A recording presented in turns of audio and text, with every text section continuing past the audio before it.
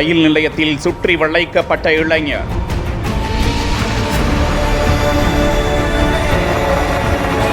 சிறுமி பாலியல் வழக்கில் இளைஞர் அளித்த பரபரப்பு வாக்குமூலம். மதுக்கடைக்கு சென்றுவிட்டு திரும்பியவரை பொறி வைத்து பிடித்த போலீஸ்.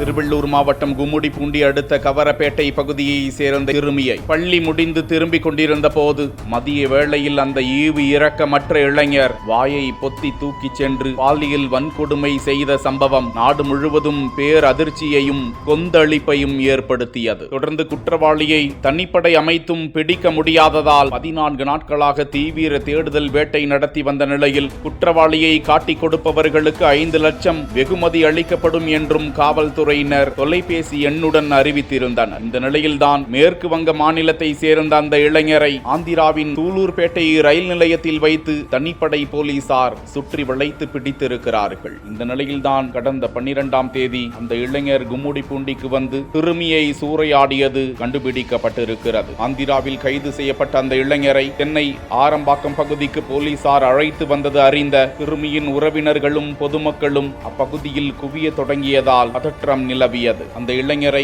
நீதிமன்றத்தில் ஆஜர்படுத்தி காவலில் எடுத்து விசாரிக்க உள்ளதாகவும் தகவல்கள் வெளியாகியுள்ளன. அந்த இளைஞர் மீது போக்சோ சட்டத்தின் கீழும் இன்னும் பல்வேறு பிரிவுகளின் கீழும் வழக்கு பதிவு செய்யப்பட்டதாக தெரிகிறது.